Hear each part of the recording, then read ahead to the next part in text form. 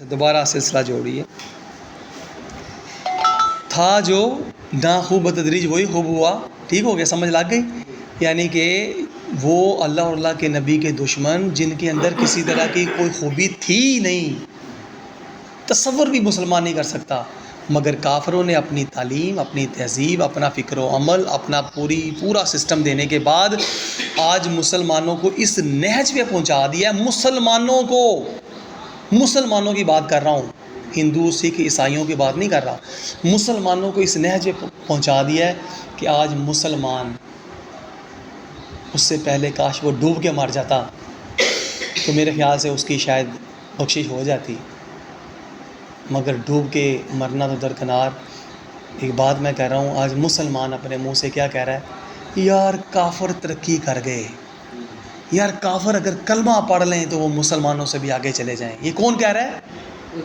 مسلمان کہہ رہا ہے کہ کافروں کے اندر جناب بڑا نظام ہے، بڑا سسٹم ہے، بڑا عدل ہے، وہاں پر جناب کسی کے ساتھ زیادتی نہیں ہوتی، وہاں پر جناب پورا قانون کی پاسداری ہے.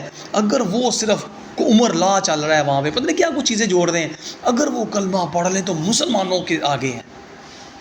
انا للہ و انا الیہ راجعون. یہ مسلمان ہے کہ شرمائے یہودی. اقبال اس میں بھی فرما دیا، وضع میں تم ہو نصارا تو تمدن میں حنود. یہ وہ مسلمان ہیں جنہیں دیکھ کے شرمائے یہود. یعنی کہ تم لوگوں نے ہر چیز ان کی اپنا لی ہے. تو ظاہر ایک غلام ٹٹو جب بن جاتا ہے، وہ میں علامہ اقبال کا شعر مکمل کر دوں. وہ فرماتے ہیں، تھا جو نہ خوب بتدریج، تھا جو نہ خوب بتدریج وہی خوب ہوا. تھا جو نہ خوب جس کے اندر کسی طرح کی خوبی تھی نہیں، آہستہ آہستہ وہی کون ہوا؟ خوب ہوا. کیوں؟ کہ غلامی میں بدل جاتا ہے قوموں کا ضمیر. اقبال کیا فرماتے ہیں آگے؟ کہ غلامی میں بدل جاتا ہے قوموں کا ضمیر. تو جب سے ہم لوگوں نے کافروں کی غلامی کو قبول کیا ہے، ان کی غلامی کا پٹا اپنے گلے میں ڈالا ہے، ان کا توق اپنے گلوں میں ڈالا ہے، تو ہوا کیا؟ پھر ہم نے کافر کے گیت گانے شروع کر دیے، اس اللہ اور اللہ کے نبی کے دشمن کے گیت گانے شروع کر دیے. ایسے ہم لوگوں نے اس کو اپنے لفظوں کے تانے بانے اس کے لیے بننا شروع کر دیے کہ میں کہتا ہوں شیطان بھی کہتا ہوگا کہ یار اتنی تو میں نے بھی شیطانی نہیں کی جو تم لوگ کر رہے ہو مسلمانوں، کہ اپنے اللہ اور اللہ کے نبی کے دشمن کے بارے میں تم کہہ رہے ہو کلمہ پڑھ لے تو وہ بڑا کچھ ہو جائے. کہ تم کون ہو؟ تم مسلمان ہو نا. اس نے تو کلمہ بھی نہیں پڑھا، تم نے تو پڑھنا ہے. اس نے تو بھی پڑھنا ہے نا، تم نے ابھی اس کو کلمہ پڑھایا نہیں ہے، لیکن تم پہلے کہہ رہے ہو اگر وہ کلمہ پڑھ لے تو وہ ہم سے آگے چلے جائیں. تو کلمہ پڑھ چکا، تو نے تو کلمہ پڑھا ہوا ہے نا.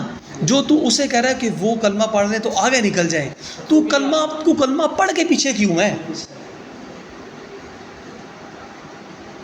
تو کلمہ پڑھ کے پیچھے کیوں؟ اس کا مطلب ہے تو نے کلمہ پڑھا ہی نہیں. اس کو پھر اقبال نے فرما دیا، زبان سے کہہ بھی دیا لا الہ تو کیا حاصل؟ کلمہ پڑھ لیا منہ سے لا الہ الا اللہ محمد رسول اللہ، اگر کلمہ پڑھ بھی لیا اس سے کیا حاصل؟ کہتے کوئی فائدہ نہیں، دل و نگاہ مسلمان نہیں تو کچھ بھی نہیں.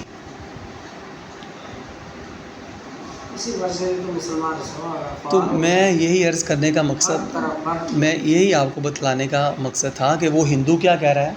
کہ ایک ہندو، پہلی بات تو یہ کہ وہ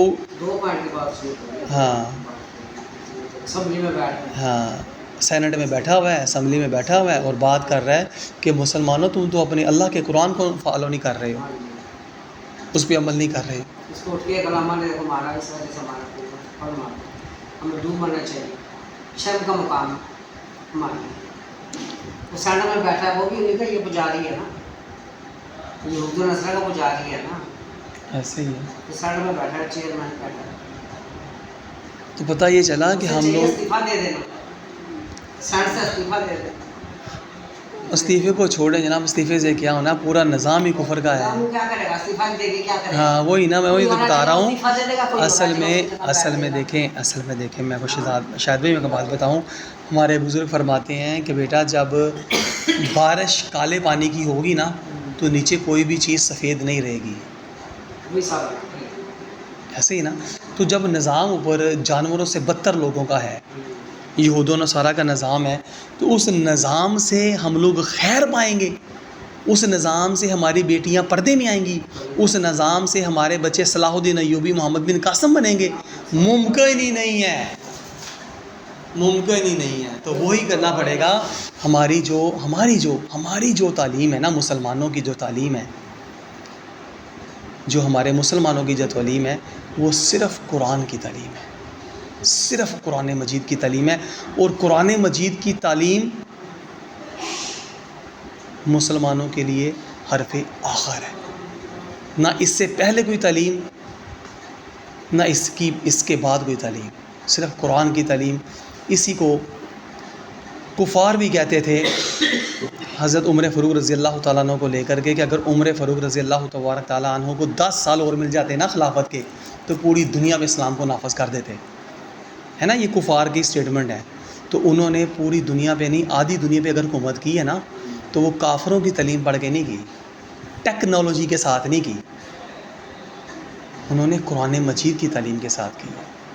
جس طرح سعد بن ابی وقاص رضی اللہ تعالیٰ نے وہ فتوحات کرتے، یہ شام، دمشق، لبنان علاقے فتح کیے نا، تو مدینہ شریف خط لکھا کہ امیر المومنین، ان کی بہت لائبریریاں بڑیاں جو ہیں نا، وہ ہم نے قبضہ کر لی ہیں، تو ان کے بہت علوم ہمارے قبضے میں آ گئے، تو اب اجازت دیں ہم ان کو ترجمہ اردو میں کر کے نا تو مسلمانوں کو پڑھائیں، تاکہ مسلمان اور ترقی کریں.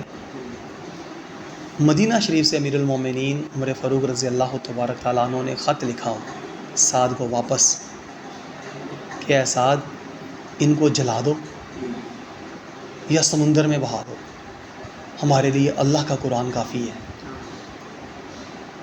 تو آج جتنے بھی سیکولر پروفیسر، استاد، جتنے بھی یہ کافروں کے ٹٹو غلام ہو چکے ہیں نا تیار، ان کو یہ کاش کوئی چیز بتائے، سمجھائے کہ آدھی دنیا پہ حکومت کرنے والے نے کیا فرمایا کہ ان کو جلا دو، ان کے علوم، ان کی کتابوں کو جلا دو، ہمارے لیے اللہ کا قرآن کافی ہے.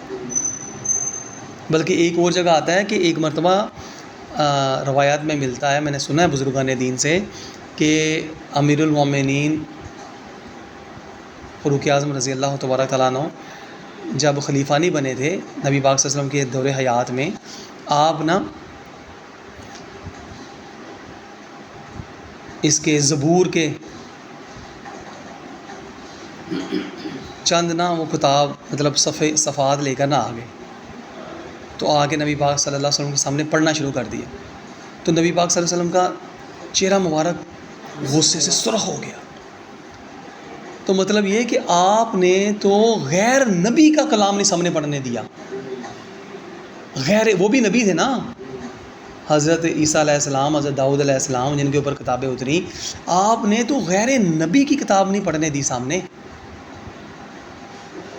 تو آج ہمارے بچے کافروں کی تہذیب، سارا ان کا پورا کفر کا نظام ان کی لپیٹ میں ہے، ہمارے بچے ان کی لپیٹ میں ہیں. بچے ہم پیدا کر رہے ہیں، تربیت وہ کر رہا ہے. بچے ہم پیدا کر رہے ہیں، پیسے وہ لگا رہا ہے. بچے ہم پیدا کر رہے ہیں، وظیفے وہ دے رہا ہے. آج یہی صحابہ کا اولاد باپ کے آگے کھڑی ہوئی تھی، تو وہی نا کہ ہم ہمارے لیے کیا کہ آپ لوگ کیا بنا لیا، کیا کیا ہمارے لیے.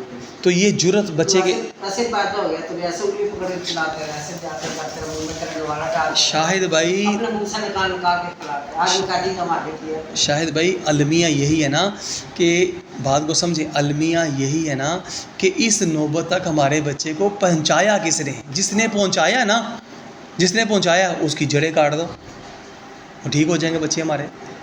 دیکھیں ہمارے بچے ہمارے ہیں، لیکن ان کے اندر روح جو ہے نا، روح وہ مسلمانوں اور ایمان والی نہیں رہی. روح محمدی، جس کو اقبال نے پھر فرما دیا، علامہ اقبال سبحان اللہ رحمۃ اللہ تعالیٰ علیہ فرماتے ہیں، یہ فاقہ کش جو موت سے ڈرتا نہیں ذرا. مسلمان پہلے نا 2 وقت کی روٹی، 1 وقت کی روٹی ملتی ہے، اللہ کا شکر ادا کرتے تھے. آج تو گھروں میں ہمارے 50 سالوں کے راشن پڑے ہوئے ہیں نا، مہینوں کے راشن پڑے ہوئے ہیں، ہفتوں کے راشن اکٹھے کیے ہوئے ہیں. وہ فرماتے ہیں یہ فاقہ کش جو موت سے ڈرتا نہیں ذرا، روح محمدی اس کے بدن سے نکال لو. پھر کرو کیا نکال کے؟ اس کے اندر کیا ڈالنا ہے؟ روح محمدی جب نکالو گے، اپنی تعلیم تہذیب فکر دے کے کفار کی دے گو، جب روح محمدی نکل آئے گی تو پھر وہ ڈالنا کیا ہے؟ وہ ڈال ڈالنا کیا ہے؟ وہ اقبال کیا فرماتے ہیں؟ یہ فاقہ کش ہر وقت عبادت میں لگا رہتا ہے، اس کو روٹی کی فکر نہیں، اللہ کی عبادت اللہ کے نظام کو نافذ کرنے کے لیے سوچتا رہتا ہے، اور ماشاء اللہ تبارک تعالیٰ اس کو مطلب دنیا کی عیش و عشرت سے کوئی غرض نہیں ہے۔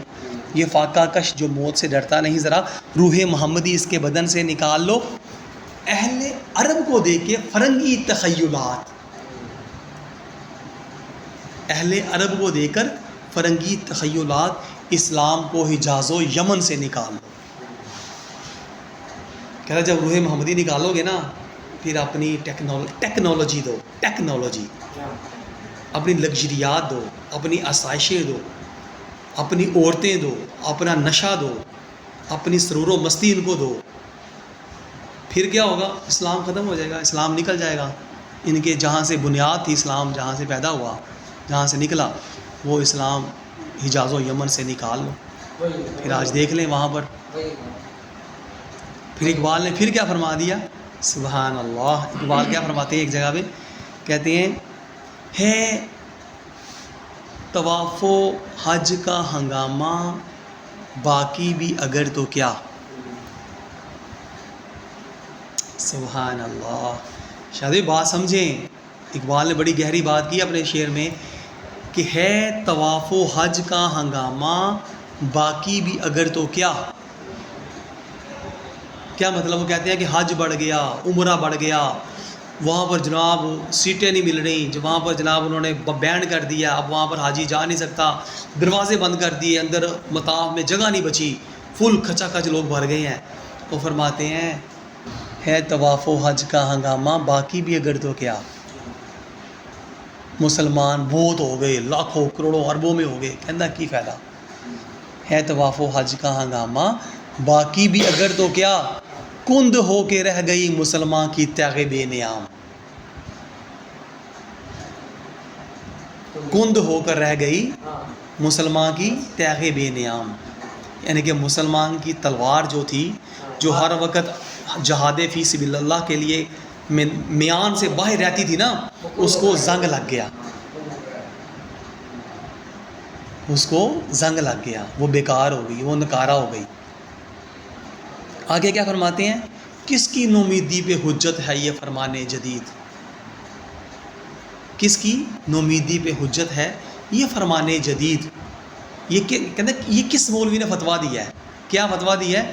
کہ جہاد مرد مسلمان پہ ہوا حرام، کہ جہاد کا نام نہیں لے سکتے، جہاد آج مطلب حرام قرار دے دیا گیا ہے، جہاد نہیں کرنا چاہیے، جہاد فتنہ ہے، جہاد فساد ہے، جہاد یہ ہے، جہاد وہ ہے۔ فرماتے ہیں کس کی نومیدی پہ حجت ہے یہ فرمان جدید کہ جہاد مرد مسلمان پہ ہوا حرام۔ اب شروع سے سنیں شعر، فرماتے ہیں طواف و حج کا ہنگامہ باقی بھی اگر ہے تو کیا۔ اب آپ کو شعر کی سمجھ آئے گی۔ طواف و حج کا ہنگامہ باقی بھی اگر ہے تو کیا، کند ہو کے رہ گئی مسلمان کی تیغ بے نیام۔ کس کی نومیدی پہ حجت ہے یہ فرمان جدید کہ جہاد مرد مسلمان پہ ہوا حرام۔ تو پتہ کیا چلا کہ آج ہم لوگ جو زندہ ہیں نا، آج ہم لوگ زندہ ہیں، ہم لوگ زندہ رہنے کو ہی کامیابی سمجھ رہے ہیں۔ ہم لوگ اپنے زندہ رہنے کو ہی اپنی کامیابی سمجھ رہے ہیں کہ شاید اسی کو کامیابی کہتے ہیں۔ مگر یہ نہیں پتہ کہ ہماری ناکامی ہے، ساری ناکامی چل رہی ہے، ہماری ناکامی ہے، تباہی ہے، بربادی ہے۔ کیوں؟ کیونکہ اگر تو ہم نے کلمہ پڑھا ہے، صدقے دل سے کلمہ پڑھا ہے، سچے دل کے ساتھ ایمان کے ساتھ کلمہ پڑھا ہے نا، تو پھر کلمہ تقاضا کرتا ہے کہ مسلمان تو غلام نہیں ہے، تو غلام صرف اللہ اور اللہ کے نبی کے نظام کا ہے، کافر کے نظام کا مسلمان غلام نہیں ہو سکتا۔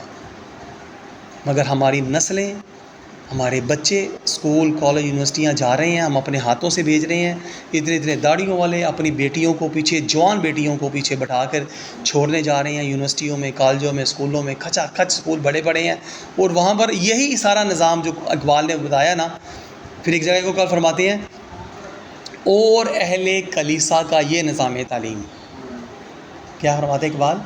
اور اہل کلیسا کا، یہود و نصارہ کا یہ نظام تعلیم ایک سازش ہے، فقط دین و مروت کے خلاف، فقط صرف دین اور انسانیت، دین و مروت کے خلاف،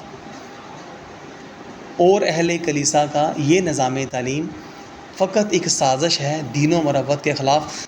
گلا تو گونڈ دیا سکول و کالج نے تیرا، گلا تو گونڈ دیا اہل مدرسہ نے تیرا، اب آئے کہاں سے صدا لا الہ الا اللہ؟ کہ جو تعلیم جو اسلام کی تھی وہ تو نے اپنے بچوں کو اس طرح منہ نہیں جانے دیا۔ کیوں؟ کیونکہ اہل عرب کو دیکھ کے فرنگی تخیل، اب اہل عرب نہیں، اہل دنیا کو دیکھ کے فرنگی تخیلات، بلکہ اور کہا جائے اب کہ جہاں امت مسلمہ ہے، اہل امت مسلمہ کو دیکھ کے فرنگی تخیلات، اسلام کو پوری دنیا سے، مسلمانوں کے اندر سے، ان کے گھروں سے نکال لو، وادیوں سے، ان کے شہروں سے نکال لو۔ اب بتائیں جناب، ہم اپنے بچوں کو اپنے ہاتھوں سے ذبح کر رہے ہیں اور پھر کہتے ہیں بچہ ہماری خدمت کرے، ہمیں پیار سے بلائے، کبھی بھی نہیں ہو سکتا۔ ہمیں اف تک نہ کہے۔ بھئی قرآن مجید میں ہے نا کہ جب ماں باپ بوڑھے ہو جائیں تو انہیں اف تک نہ کہو۔ تو ہمارے بزرگ فرماتے ہیں، بزرگان دین فرماتے ہیں، اف کی تشہیر کرتے ہوئے، اف کی تشریح کرتے ہوئے فرماتے ہیں، اف کی تشریح کرتے ہوئے فرماتے ہیں، حالانکہ اف اس سے بھی بڑھ کے بھی تشریحیں ہو سکتی ہوں گی، لیکن انہوں نے ہمیں سمجھانے کے لیے کہ بیٹا جب ماں باپ بوڑھے ہو جائیں نا تو بعض اوقات نا ان کا پخانہ بستر پہ نکل جاتا ہے۔ یہ اف کی تعریف وہ سمجھانے کی تشریح بتا رہے ہمیں کہ بیٹا اگر کوئی اس طرح کا معاملہ ہو جائے نا، یہ قرآن مجید میں ہے نا اف تک نہ کہیں، تو اف کو سمجھاتے ہوئے انہوں نے کیا بتایا ہمارے بزرگوں نے، اللہ تبارک تعالیٰ ان کے جنت الفردوس میں اعلیٰ مقام عطا فرمائے، ان کے قبروں کو نور بنائے۔ اف کے بارے میں فرمایا کہ اگر والدین کا پیشاب یا پخانہ بستر پہ نکل جائے نا تو اس پخانے یا پیشاب کو جب تم صاف کرنے کے لیے آؤ نا اور وہ دیکھ رہے ہیں آپ کو کہ میرا بچہ یا بچی میرا آ رہا ہے میرے پاس پخانہ میرا صاف کرنے کے لیے، تو اکثر ان کی آنکھوں سے آنسو بھی نکل رہے ہوتے ہیں۔ اس طرح کے معاملات ہوتے ہیں نا کہ میں اپنے بچے یا بچی پہ بوجھ بن رہا ہوں، یا میں اس وقت کس حالت میں ہوں، میرا بچہ کتنی تکلیف میں ہوگا۔ تو بچوں کو چاہیے، اولاد کو چاہیے، اف کو سمجھاتے ہوئے ہمارے بزرگوں نے بتایا کہ تم اپنے منہ کے اوپر کپڑا بھی نہ باندھنا،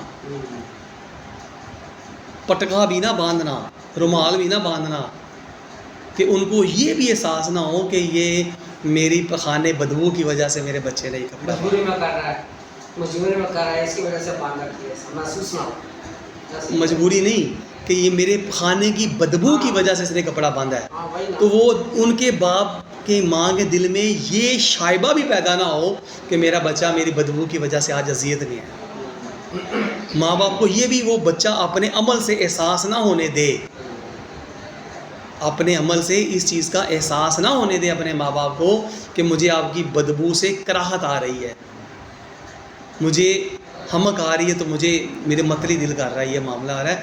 یہ بھی اپنے والدین کو وہ تاثر نہ جانے دے۔ یہ ہے اف کے بارے میں بزرگوں نے ہمیں بتایا۔ تو اب بتائیں کہ جو ماں باپ کو روز گالیاں نکال رہے ہیں، روز برا برا کہہ رہے ہیں، ماں کی آنکھ میں آنکھ ڈال کے بیٹی بات کرنا سیکھ گئی ہے، باپ کی آنکھ میں آنکھ ڈال کے بات کرنا بیٹا سیکھ گیا ہے، تو یہ سارا کچھ دیکھ کے بھی ہم لوگ آنکھیں بند کر کے، اب آنکھیں بند کر کے بچوں کو اسکول کالج یونیورسٹی بھجوا رہے ہیں، تو ہم لوگ پھر اسلام کے مسلمان ہونے کے حقدار کہاں سے ہیں؟ ہم لوگ تو خود اپنے بچوں کی جڑیں کاٹ کر تو یہود و نصارہ کے حوالے کر رہے ہیں، اور پھر کہتے ہیں ہمارے بچہ پڑھ لکھ کے ترقی کر کے تو جناب اللہ اور اللہ کے نبی صلی اللہ علیہ وسلم کے دین کا خادم بنے گا۔ یار ڈوب کے مر جانا چاہیے ہمیں یار، اس کی تو بنیاد ہی ہم نے برباد کر دی، اس کی تو ہم لوگوں نے فصل ہی ساری تباہ کر دی، اس کو تو جیتے جی ہم نے مار دیا، زندہ درگور کر دیا، وہ تو ایک زندہ لاش ہے۔ جس طرح اکبر الہ آبادی کا ایک شعر یاد آ گیا۔ اکبر الہ آبادی سے کسی نے پوچھا کہ علامہ صاحب یہ بتائیں کہ مرنے کے بعد بھی ہم لوگ زندہ ہوں گے؟ مرنے کے بعد ہم لوگ زندہ ہوں گے؟ تو آپ نے اس کو نا اپنے شعر کے ایک دو جملوں میں سمجھایا۔ اللہ اکبر، یہ آج سے 100 سال پہلے کی بات ہے قبلہ، 100 سال پہلے کی بات ہے۔ اس وقت جب آپ نے یہ شعر کہا، اس وقت مسلمانوں کی کیا حالت ہوگی، وہ 100 سال کے بعد آج کیا حالت ہے، اس کو آپ نے خود ہی تجزیہ کر لینا ہے، خود ہی اس کو اپنے کمپیریزن کر لینا ہے، خود ہی اس کی پرکھ کر لینا ہے۔ وہ شعر کیا فرمایا آپ نے اس کو، آپ نے اس کو شعر کیا فرمایا، اس کو سمجھانے کے لیے، کہتا تم کہہ رہے ہو کہ مرنے کے بعد کچھ نہیں ہوگا. کہتے نہیں، دیکھو تم کہہ رہے ہو بعد مردن کچھ نہیں، یہ فلسفہ مردود ہے. مرنے کے بعد کچھ نہیں ہوگا نا، کہتا ہے یہ فلسفہ غلط ہے، یہ بالکل اس کی کوئی گنجائش نہیں ہے، بالکل یہ مردود ہے، یہ فلسفہ مردود ہے، دھدکارا ہوا ہے، ختم ہے، یہ غلط، کوئی بندہ جھوٹ کہتا ہے. یہ دلیل، اس کے اوپر دلیل بھی کیا دیتے ہیں، کہتے بعد مردن کچھ نہیں، بعد مردن کچھ نہیں، یہ فلسفہ مردود ہے. قوم ہی کو دیکھو، قوم ہی کو دیکھیے، کہتا ہے دنیا کو دیکھو، بعد مردن کچھ نہیں، یہ فلسفہ مردود ہے. مسلمانوں کو دیکھو، قوم ہی کو دیکھیے، مردہ ہے اور موجود ہے. کہتا ہے یہ قوم جو ہے نا یہ مر چکی ہے، دیکھو کھا بھی رہی ہے، پی بھی رہی ہے، بچے بھی پیدا کر رہی ہے، آ رہی ہے، جا رہی ہے، جس طرح یہ لوگ سارے کر رہے ہیں نا، مرنے کے بعد بھی ہم لوگ کریں گے. بعد مردن کچھ نہیں، یہ فلسفہ مردود ہے. قوم ہی کو دیکھیے، مردہ ہے اور موجود ہے. کہتا ہے یہ قوم مر چکی ہے لیکن موجود ہے. تو ہاں ہم لوگ مر چکے ہیں.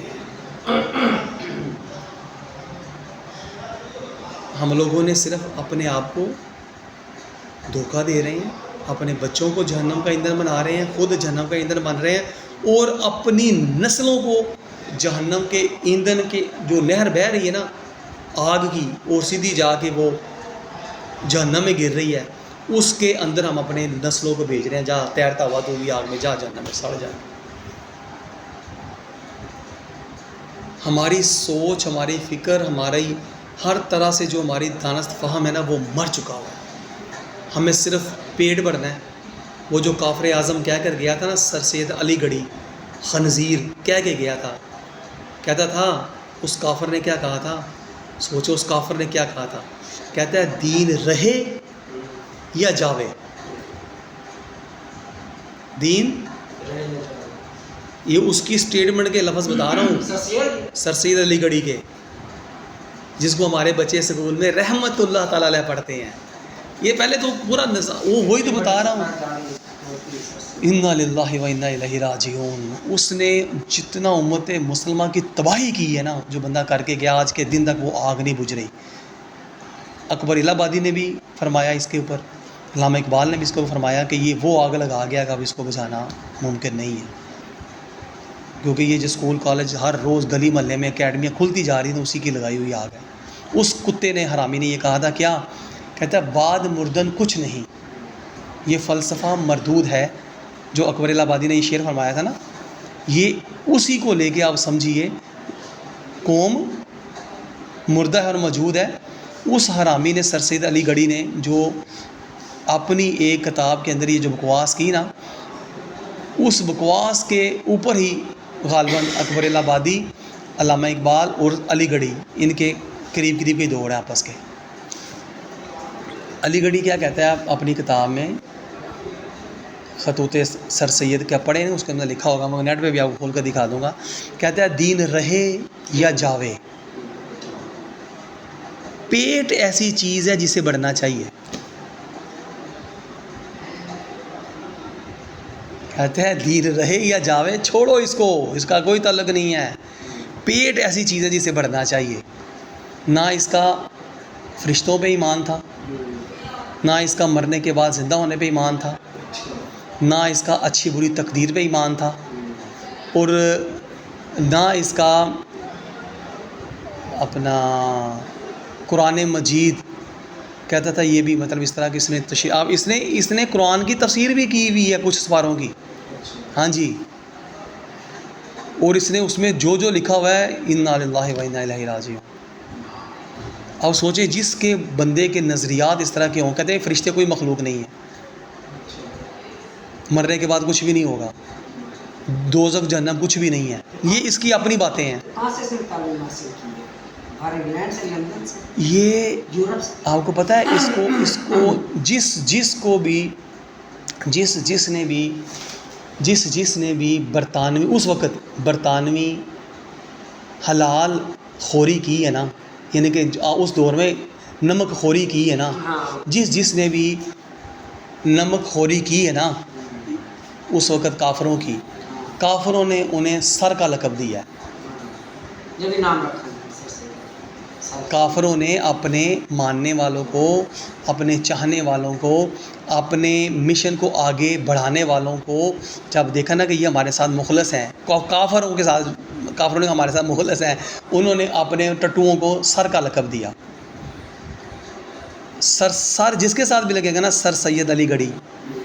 علامہ اقبال کو بھی انہوں نے سر کا خطاب دینے کی کوشش کی تھی، علامہ اقبال نے نہیں لیا. انہوں نے ایک دن آتا ہے، تاریخ میں آتا ہے کہ ایک سیمینار ہوا تو اس میں اپنا باہر کے ملک برطانیہ میں نا، تو علامہ اقبال کو کہا گیا کہ آپ اپنی بیگم کو ساتھ لائیں. تو آپ نے بڑی ٹکا کے ٹھکائی کی کہ مجھے تم نے بغیرت سمجھا ہوا ہے. اس طرح کی بڑی کمال کی ملتی ہے تاریخ میں باتیں یہ والی. تو میری جان، اصل میں ہم لوگ اپنے ہاتھوں سے اپنی نسل کو، فصل کو تباہ کر رہے ہیں. حضرت علامہ اقبال سچے عاشق تھے، اللہ کے ولی تھے، اللہ تعالیٰ کے ولی تھے، مجدد تھے یار وہ بھی، ماشاء اللہ. دربار پر حاضر دینے جاتے ہیں، سب سے پہلے ادھر جاتے ہیں، ماشاء پھر اندر اللہ. داخل ہوتے ہیں بادشاہ میں.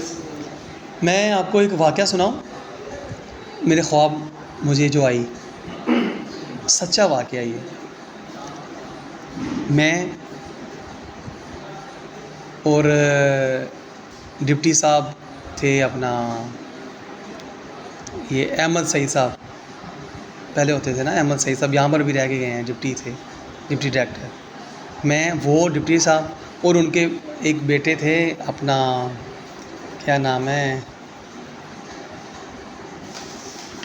احتشام، کیا نام ہے، احتشام شاید ان کا بیٹے کا نام غالباً نہیں. ہم تینوں، میں خواب دیکھ رہا ہوں اس وقت، میں ہوتا تھا ادھر آفس میں، یہ نہیں ہے جو بنا تھا مال روڈ کے اوپر، واسا corporate centre, head office head of Zafar نہیں، روڈ، ہاں جو بھی ادھر تھا، ظفر روڈ، ہاں ادھر تھا، ایم ڈی کا آفس ہوتا ہے، جی جی بالکل، اپوا کالج کے آگے صاحب، ہاں. ظفر روڈ. تو وہ ہم تینوں علامہ اقبال کی قبر پہ بیٹھے ہوئے ہیں. میں خواب دیکھ رہا ہوں علامہ اقبال کی قبر میں بیٹھے ہوئے ہیں، کمرہ میں، لائبریری میں، کمرہ میں ہوتے ہیں لائبریری میں. اندر قبر کے پاس بیٹھے ہوئے ہیں، بادشاہ مسجد کے سامنے جو ان کا ہاں مزار ہے. کبھی گئے ہیں ادھر آپ؟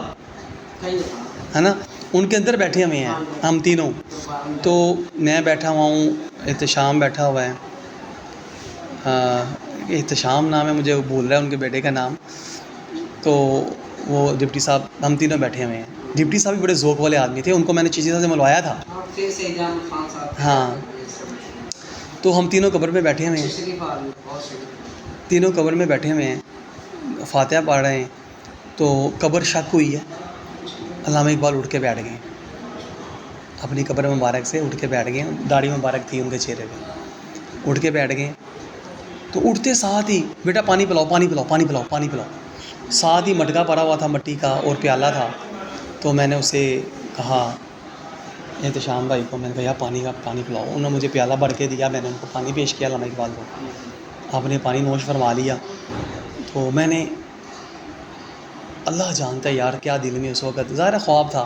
تو میں نے ان سے پوچھا کہ علامہ صاحب آپ سے ایک چھوٹا سا سوال پوچھنا ہے. کہتے ہیں جلدی پوچھو، جلدی پوچھو. خیریت ہے، کیا پوچھنا؟ میں کہ یہ حضرت علامہ مولانا مفتی فضل احمد چشتی صاحب یہ حق پر ہیں یا پروفیسر ڈاکٹر طاہر القادری حق پر ہیں؟ وہ بڑی، اس وقت میں بتا رہا ہوں، میرے دل میں جو آئی میں آپ کو بتا رہا ہوں، جو خواب ہے، میں تو خواب بتا رہا تھا نا.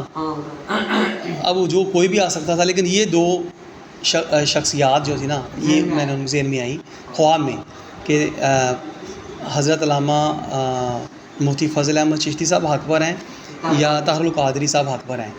تو علامہ صاحب نے جواب دیا، کہتے ہیں کہ مفتی فضل احمد چشتی صاحب حق پر ہیں، اور جو طاہر القادری ہے نا، اس کو میں نہیں جانتا. ہاں، کہتے میں اس کو نہیں جانتا یہ کون ہے. مفتی فضل احمد چشتی صاحب حق پر ہیں، یہ کہا آپ نے، قبر میں پھر چلے گئی، قبر بند ہو گئی. اور یہ خواب میں نے پھر چشتی صاحب کو جا کے سنایا.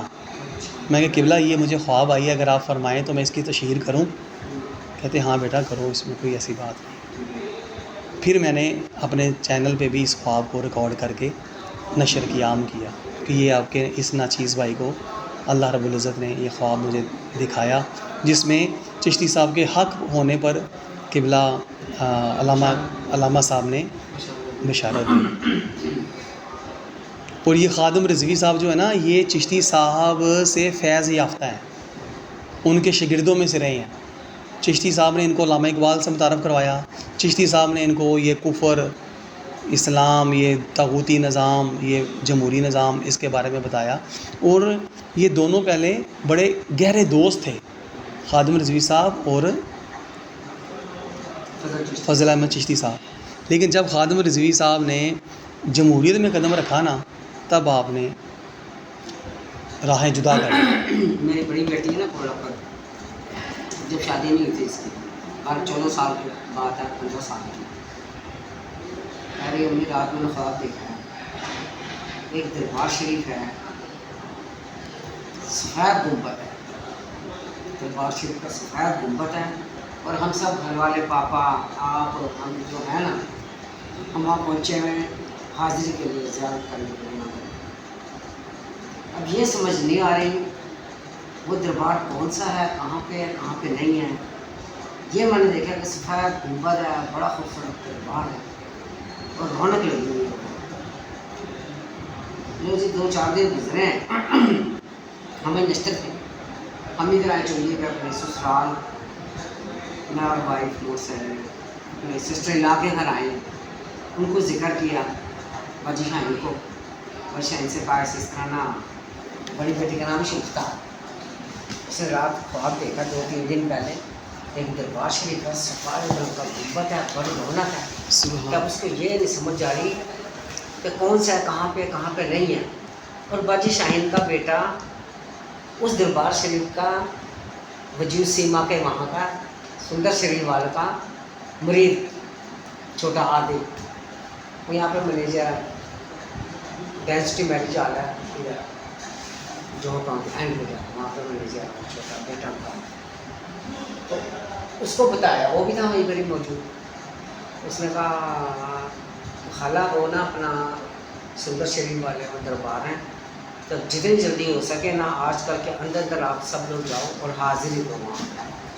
صحیح۔ اس نے بھانجے نے بتایا، لو جی ہم نے بندوبست کر لیا۔ جیسے 1-2 دن بعد سنڈے آ رہا تھا، ہم نے پروگرام بنا، میں بچوں کو لے کے وائف ہم سارے پہنچ گئے۔ لو جی یقین کریں زاہد بھائی، بچے نے کہا یہی دربار شریف، بچے نے کہا یہی دربار شریف، سفید رنگ کا، سفید رنگ کا نا، ہاں، وجود سیما کا دربار، عرفانی صاحب سندر شریف والے، ہاں ادھر ہے بزرگ، چشتی ہے سندر، اور سندر شریف گئے نہیں گئے ہو گیا۔ ہاں ادھر سے ادھر ہی مفتی حضرت علامہ مولانا مفتی فضل احمد چشتی صاحب ادھر پاس ہی ان کا اپنا گھر تھا، ابائی ان کا گھر تھا، ادھر ہی رہتے تھے، اور وہیں سے ہی میری ان کی پہلی ملاقات ہوئی تھی۔ آپ مطلب گھر کے نیچے ان کی لائبریری تھی، اوپر بھی لائبریری تھی، وہاں پر اپنے اہل و عیال کے ساتھ وہیں پہ رہتے تھے۔ لیکن وہ جو مزار ہے نا، وہ جو آپ بتا رہے ہیں، وہ ہٹ کر ہے، وہ الگ ہی ہے، لیکن آپ ان کے یعنی کہ مزار کے قریب ہی مطلب آپ کا بھی آستانہ اپنا گھر ادھر تھا، جہاں پہ مدرسہ بنایا ہوا تھا۔ میں یہ بھی بنا، مدرسہ بھی بنا، ہاں، تو وہی نا، وہ اصل میں نا، اصل میں بات ہوئی نا نہر، اصل میں بات یہی ہوئی نا کہ بزرگوں نے اپنے دوروں میں ہر بندوں نے محنتیں کی ہیں، دین کو چھوڑا نہیں ہے، پکڑ کے رکھا ہے، لیکن ان کی اولادیں، بات کو سمجھیں، ان کی اولادیں اسکولوں میں گئی ہیں، کالجوں میں گئی ہیں، یونیورسٹیوں میں گئی ہیں، تو وہ انہوں نے اپنی بزرگوں کا بیڑا غرق کر دیا، جو محنت کر کے گئے تھے وہ اس محنت کو آگے لے کے کیوں نہیں جا سکے؟ کیونکہ چھاپ یہودی نظام تعلیم کی پڑ گئی، سسٹم کی پڑ گئی۔ اب ہم اپنی بات بتاتا ہوں، میرے جو پیر و مرشد ہیں حضرت خواجہ شفیع چشتی گولڑوی رحمۃ اللہ تعالیٰ علیہ، آپ اللہ تبارک تعالیٰ کے کامل ولی تھے، اور آپ کے فیض سے ہی قبلہ چشتی صاحب حق بیانی فرمانی شروع کی، اور آپ کے فیض سے ہی میرے اندر بھی تبدیلیاں آئیں، آپ کی سنگت سے ہی میرے اندر تبدیلیاں آئیں، اور ماشاء اللہ تبارک تعالیٰ انہوں نے کفر کے نظام کی ایسے ڈٹ کے مقابلہ کیا، ایسے ڈٹ کے انہوں نے مطلب ٹکر لی کفر کے نظام کے ساتھ کہ رہتی دنیا تک انشاءاللہ تبارک تعالیٰ ان کا نام رہے گا، اور ان کا فیض جاری ہے۔ اور بات بتانے کا مقصد یہ تھا، اب ان کا جو بیٹا ہے، ان کو عرص بھی ہوتا ہے، فلک سے بھی لگی دیکھی ہے، اب ان کا جو بیٹا ہے،